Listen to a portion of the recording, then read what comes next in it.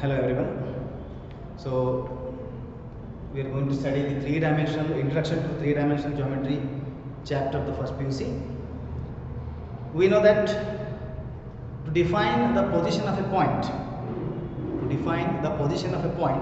we need the concept of two lines, two mutually perpendicular lines we need, which defines the position of the point, any point P, x comma y, provided the two lines are mutually perpendicular. That is,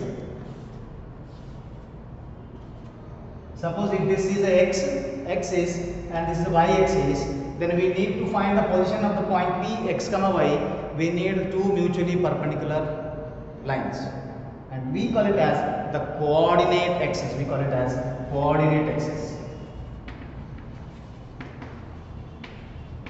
We call it as coordinate axis, and the point whose position is determined by these coordinate axes is called these coordinates are called as the Cartesian coordinates.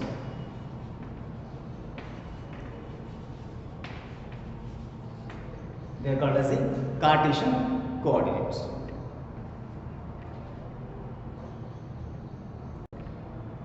So similarly, to find the position of the point P x comma y, we need two axes. One is x axis and one is y axis.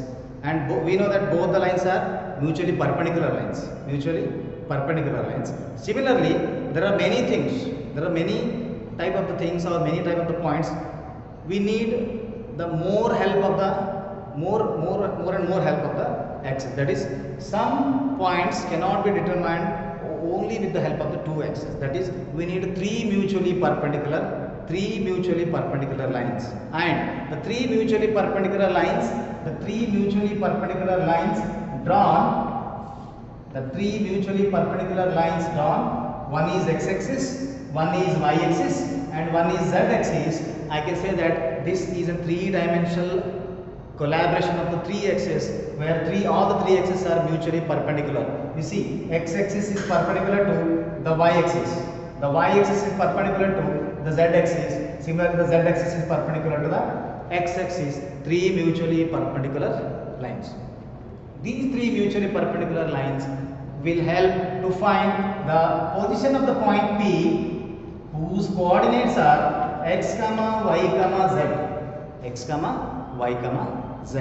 Now, with the help of these three mutually perpendicular lines, that is these three coordinate axes, we will find the position of this point P x comma y comma z, where this point P, the x comma y comma z, are called as the ordered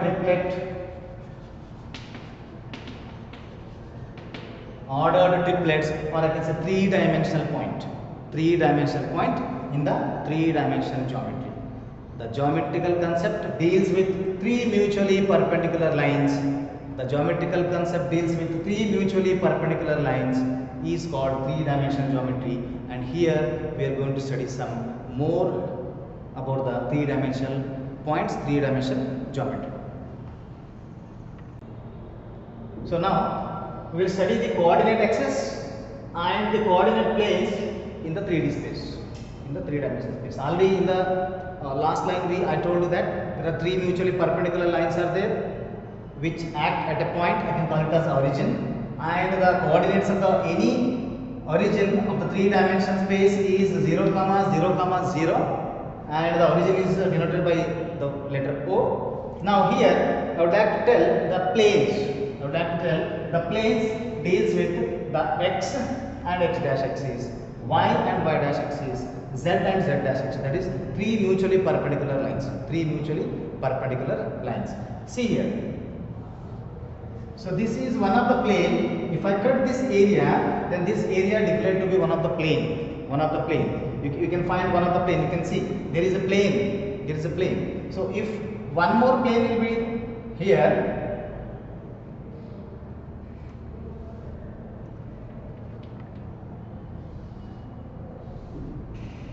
you can see this is one more plane. This is one more plane, and the one more is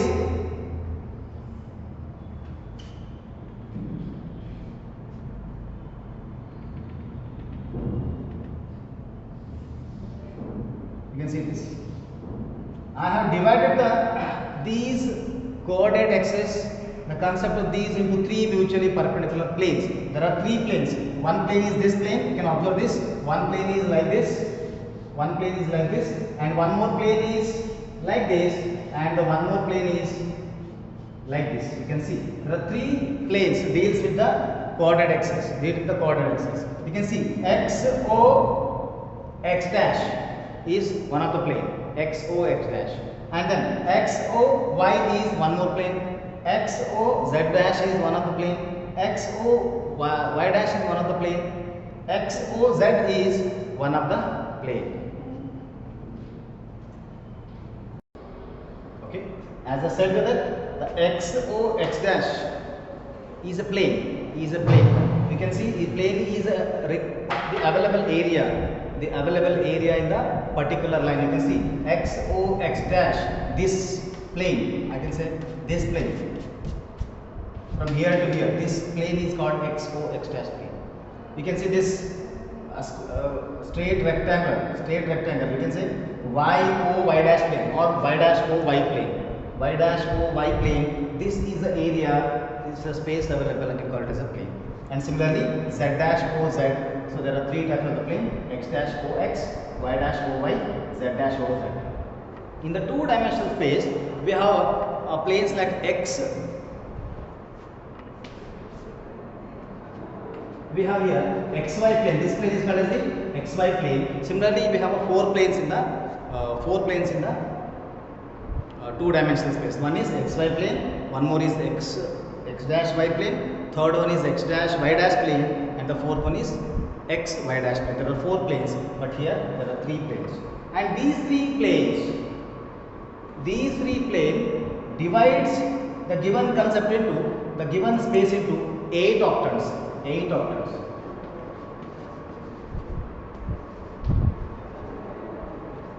divides into 8 octants.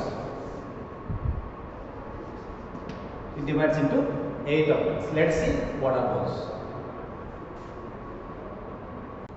Okay, you can see here there are these three planes divides the given space into 8 octants, and you know that this is a positive y-axis, this is negative y-axis, this is positive x-axis, this is negative x-axis, this is positive z-axis, this is negative z-axis. So come back to this. So x o y z. You can observe here that x o y and this upper part z. It means the area which is like this. So this is x, this is y, this is z, and this is o. You can see this looks like this figure. Look at my hand. So like Fleming's left hand rule. This corner of the cube, I can say cube. One of the part of the cube. This figure looks like a part of the cube. You can see the figure. So this is one of the corner. I can say one of the octants. x o y z octant. So this is the one of the octant. So from this picture, I have taken the one of the picture which telling that one of the octant is x o y z. Likewise, we have the octants x dash o y z. You can see x dash o y and z, and the picture really looks like this: x dash o y and the z. This is x dash, this is z, and this is the y. This is the y. You can see that picture tells that the second octant. Similarly, we have a third octant: x dash o y dash z, x o y dash z, x o y z dash, x dash o y z dash, x dash o y dash z dash, and the last one, the eighth octant, will be x o y dash z dash. These octants are just because of the sign. You can see the x is positive here, y is positive here, z is positive here. So x o y z, first octant in which all the three x's are positive. You can see second octant, the negative x-axis and positive y-axis and the positive z-axis give rise to the second octant x dash o y z. Similarly, all these octants, and the last one is x o y dash z dash. Positive x-axis, negative x-axis, and the negative z-axis will give rise to the 8th octant. So please remember that the plane, these three planes divide the space into 8 octants. Based on the sign of the axis, these three planes divide the space into 8 octants. One must remember this. And every geometrical three-dimensional point, will be lying in one of these octants. Any three-dimensional geometrical point is going to be available in any one of these 8 octants. Okay, you remember these octants. Fine. So please try to note down what I will explain. I just explained that there are three mutually perpendicular lines, x, y, z. These three mutually perpendicular lines construct three mutually perpendicular lines. Coordinates that is joints at a point, meets at a point called origin, and its coordinates are 0, 0, 0. And as x axis contains x dash axis, y contains y dash, z contains z dash. So this picture tells that three-dimensional space available, and as the x, y, z axis are not only the positive, there are some negative x axis, there are some negative y axis, there are some negative z axis. These 6 axes divide the plane into three planes, and these three planes divide this space into 8 octants. You have to write all these explanations. Okay, look at this. I have done all the 8 octants. First octant will be x, o, y, z. Positive x axis, positive y axis, positive z axis, x, y, z axis. So the combination of these three axes is constructed to be the first plane. Likewise, you can observe all the planes.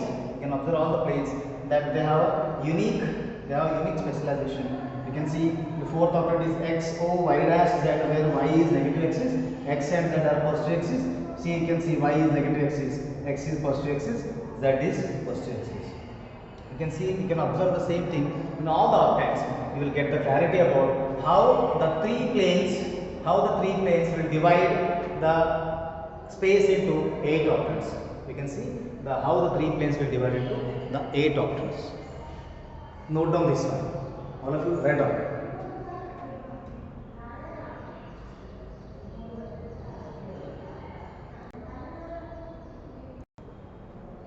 Okay. The next one is the coordinate of a point in the space. Let us consider that p x, y, z with any three-dimensional point. P x, y, z be any three-dimensional point.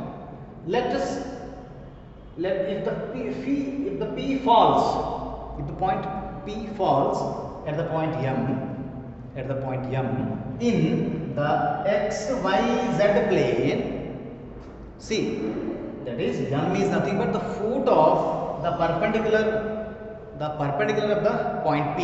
It means the point P and M, they are in the same line. That is, if M is the foot of the perpendicular of the point P x, y, z, no doubt the foot of the perpendicular of the point P is falling in the plane x, y, z plane. It means all x, o, y, z all are positive here. Now, suppose if the point P x, y, z has the foot of the perpendicular in another plane, then there must be a change, there must be a difference in the sign of x axis, y axis and z axis. Because of this point P x, y, z falls in the x, y, z plane, all the x, y, z axes are positive. Okay, so M be the point. So let us y be the y distance of the point P, x be the x distance of the point P, and this z be the z distance of the point P. It means the M has the coordinates x, y, z 0. X, y, 0, because the point P, the foot of the point P at the point M has a length x on the x axis, y on the y axis, 0 on the z axis, right? Therefore, the point M, so y be the y distance, x be the x distance, and z be the z distance of the point P x, y, z, whose foot of the perpendicular at the point M is, that is, these two lines are perpendicular. Okay, so at the point M is x, y, z.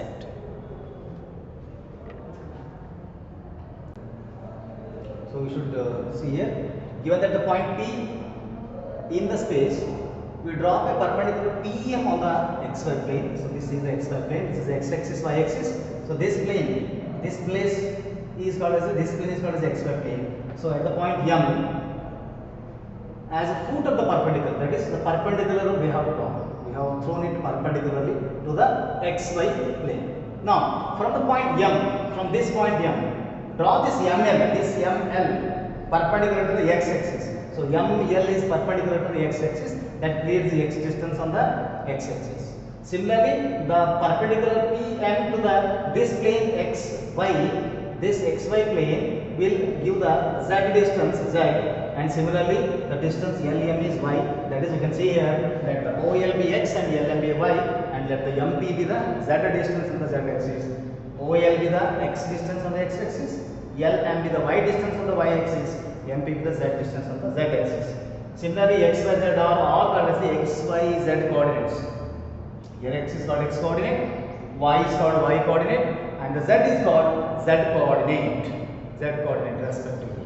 And you can see here that the point x comma y comma z, as this point is in the first octant, as the point x comma y comma z is in the first octant, no doubt that the x, y, z, all the three axes are positive.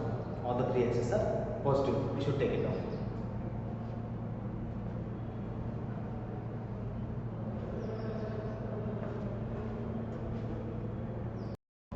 Okay, see here. Let x, y, z are the three mutually perpendicular lines. Let P x comma y comma, the coordinates of the point P are x comma y comma z. Let P x comma y comma z be the any point in the three-dimensional plane.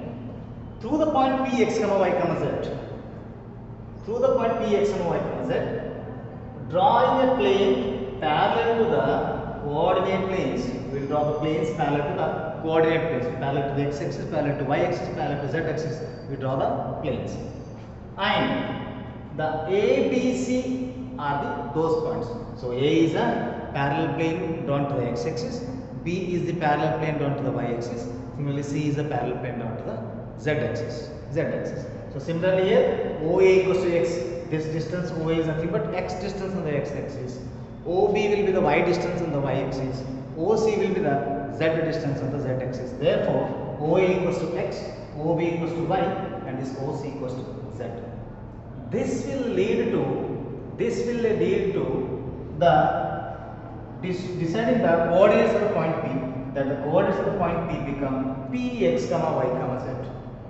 Px comma y comma z. That is, this P is a point which has the coordinates x comma y comma z, just based on the x distance on the x-axis, x distance of the point P on the x-axis, y distance of the point P is y-axis, z distance of the point P on the z-axis is respectively x, y, z. Therefore, the coordinates of the point P are P x comma y comma z.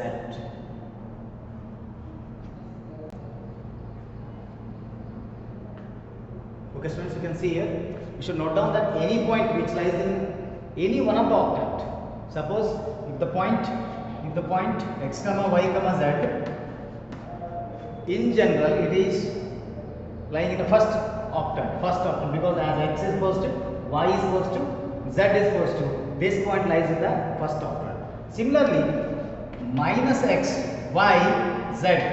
So this point lies in, no doubt, x is negative, y is positive, z is positive. You can see here, x is negative, y is positive, z is positive. It means this point lies in the second octant.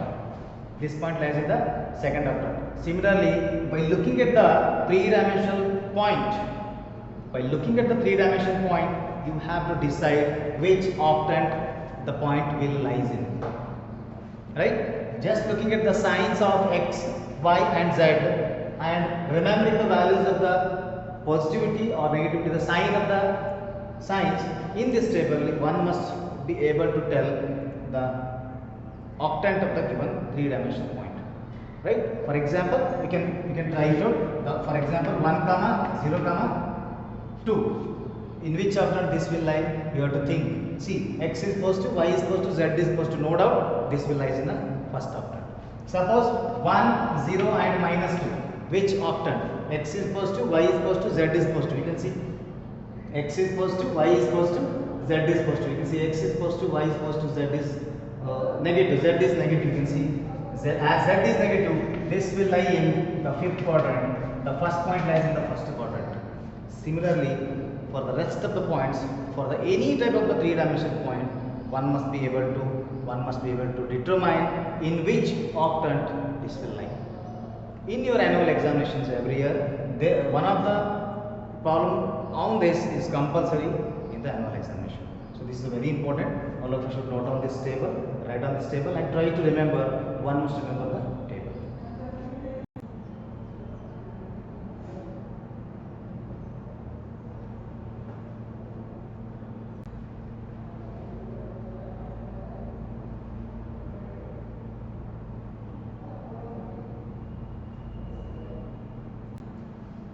Okay. See this, one of the example, let's solve some of the examples. Capital A is a point on the x-axis. If A is a point on the x-axis, the question is what are its y coordinates and the z coordinates. You know that any point which lies in the x-axis in the two-dimensional plane, recall the last one, any point which lies in the x-axis, on the x-axis in the two-dimensional plane is of the form x, 0, 1, 0, 2, 0, 4, 0, or you can say negative side -1, 0, -2, 0, and so on. So based on the idea of that only, similarly here in three-dimensional plane also, if A is a point which lies on the x-axis, if it lies on the x-axis, no doubt its y coordinate and the z coordinates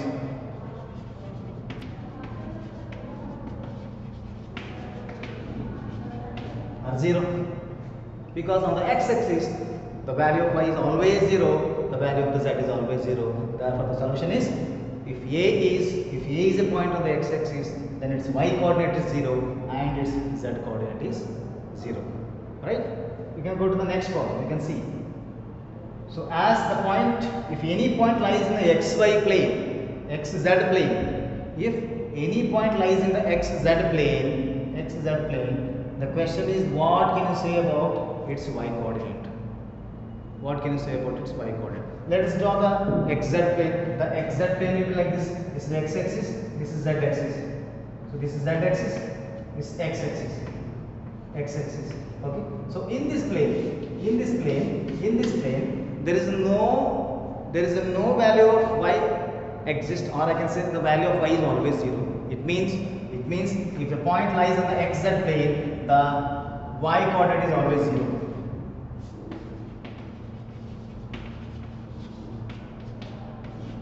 The y coordinate is always 0. Remember that if a point lies in xy plane, its z coordinate is 0. If a point lies in xz plane, its y coordinate is 0. If a point lies in yz plane, its x coordinate is 0. Right? In the xz plane, its y coordinate is 0. In the xy plane, its z coordinate is 0. And in the yz plane, its x coordinate is 0. So any type of questions can be appear in the examination just based on the idea of this, idea of the 8 octants and the 3 planes, how the 3 planes divided into 8 octants we have saw, and all the octants are available on the board. It's on the screen. You can see that sign of the x, y and z axis will decide which octant it is, right? So note on these 2 problems.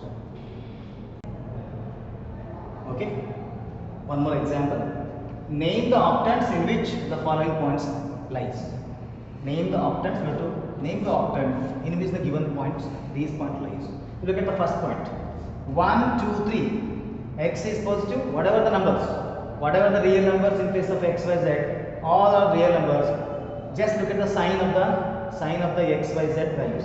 X is positive, y is positive, z is positive. No doubt the octant is first octant.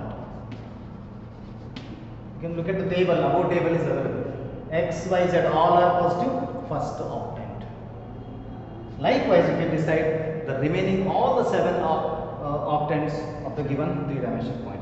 Second one is X is positive, Y is negative, and Z is positive. You can see X and Z both are positive in the fourth octant, where Y is negative. X positive, Z positive, Y negative. The quadrant is, the octant is 4th octant. The octant is 4th octant. So similarly you can decide the rest of the octants. Let me write. So x positive, y negative, z negative means the 8th octant. 8th octant. X positive, y positive, z negative. X positive, y positive, z negative means it is a 5th octant. So you can work out these problems also. I have solved these problems. You can find the octant of these 4 three-dimensional points. Okay, so we have some more problems, very simple type of problems based on the last ideas. The x-axis and y-axis taken together determines the plane known as. The x-axis and y-axis are taken together. That constructs xy plane. No doubt, it is a xy plane. Am I right? X-axis is present, y-axis is present. The plane provided by the x and y-axis is xy plane. Right? The answer is xy plane. Look at the sixth problem. The coordinates of the point in the xy plane, the coordinates of the point in the xy plane are of the form. Remember that if the xy plane is available, only x and y coordinates are present. Z coordinate is always 0 in the xy plane. Z coordinate is always absent in the xy plane because the value of the z is always remains 0 in the xy plane. Look at the last one, it's a very simple one. The coordinate planes divide the space into how many octants? We have 8 octants in the last table, so divided into 8 octants. So that completes the first portion, the introductory portion of the introduction of three-dimensional geometry. Okay, we know that the distance between any two-dimensional point x1, y1, x2, y2 is p x1, y1, q x2, y2 is pq equals to square root of, right here, pq equals to square root of x2 minus x1 whole square plus y2 minus y1 whole square. Whenever p x1 y1 and q x2 y2 are the given two-dimensional Cartesian coordinates, but in case of the three-dimensional Cartesian coordinates x1 y1 z1 and q x2 y2 z2, if the given point is the three-dimensional Cartesian coordinates, the p and q contains three-dimensional Cartesian coordinates, then the distance between the PQ is similarly, the distance PQ is the square root of x2 minus x1 whole square plus y2 minus y1 whole square plus z2 minus z1 whole square. All of you note down that. So without any derivation, I simply told you the formula of the distance between the any two three-dimensional point in the given plane is, if p x1 y1 z1 and q x2 y2 z2 are any two three-dimensional points in the space, then the distance between those points pq is square root of x2 minus x1 whole square plus y2 minus y1 whole square plus z2 minus z1 whole square, that is square root of difference of x coordinates whole square, difference of y coordinates whole square, and the difference of z coordinate whole square. So let us pick 2 or 3 problems based on the same one. We will solve the problems on the distance between the 2 points. Okay, let us solve some problems on the distance between the two three-dimensional points. Right? In the last one we have solved the distance between the two-dimensional points, but here we will try to find the distance between the any two three-dimensional points. So first one is find the distance between the following pair of points. First one is 2, 3, 5, 4, 3, 1. So let us take P x1, y1, z1 to be 2, 3, 5 and Q x2, y2, z2 to be 4, 3 and 1. So let us using the formula solution. First one we are solving using the formula. The distance between the points PQ is square root of x2 minus x1 whole square plus y2 minus y1 whole square plus z2 minus z1 whole square. So let us substitute the values of x1, y1, z1 and x2, y2, z2 and x3 and x1, y1, z1 and x2, y2, z2 in this formula to find the answer. So x2 minus x1, x2 is 4 minus x1 is 2, 4 minus 2 whole square. y2 is 3 minus y1 is again 3 minus 3 whole square. z2 is 1 and the z1 is 5, z2 minus z1 whole square. So let us find the value of this one. 4 minus 2 is 2, 2 square, 3 minus 3 is 0, 0 square, 1 minus 5 is minus 4 whole square. Square root of 2 square is 4 plus 4 square is 16, root of 20, 16 plus 4 is 20. So I will write this as square root of 10, that is 4 into 5 I can write. 20 I can write as 4 into 5. I take the 4 outside, 2 root 5. So the distance between the points PQ, where P is 2, 3, 5 and Q is 4, 3, 1 is 2 root 5. All of you read on this. So the second one, to find the distance between these two pair of points, minus 3, 7, 2 being taken as x1, y1, z1, b. 2, 4 minus 1 will be taken as x2, y2, z2, which are the coordinates of the point Q. So using the same formula, let us substitute the x1, y1, z1 and x2, y2, z2 values in this to calculate the distance between these pair of points. So x2 minus x1 whole square, x2 is 2 minus x1 is minus 3 whole square plus y2 minus y1, 4 minus 7 whole square, 4 minus 7 whole square plus z2 minus z1, z2 is minus 1, z2 is minus 1, z1 is minus 2, minus 1 minus 2 whole square. Let us simplify this. So 2 minus of minus 3 is plus 3, 2 plus 3 whole square, 4 minus 7 is minus 3 whole square, 1 minus 1 minus 2 is minus 3 whole square. So 2 plus 3 is 5, 5 square is 25, minus 3 whole square is 9 and minus 3 whole square is again 9. So square root of 9 plus 9 is 16, 16 plus 5 is 21, 2 plus 2 is 4.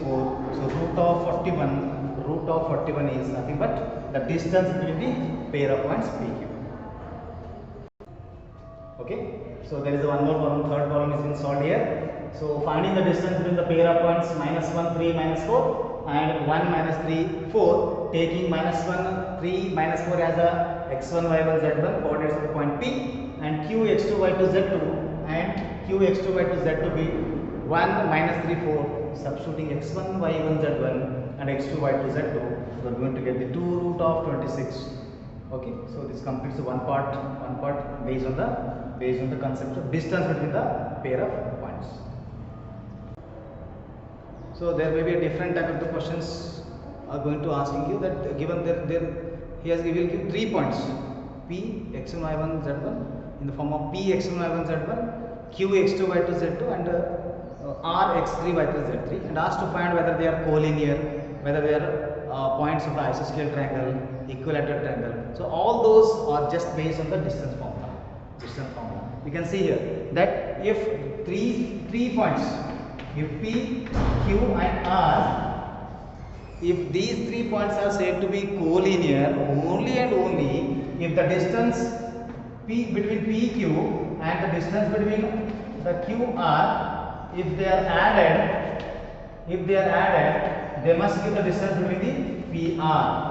That is distance between PQ plus distance between the PR. Distance between the PQ plus distance between the QR must lead to the distance between the PR.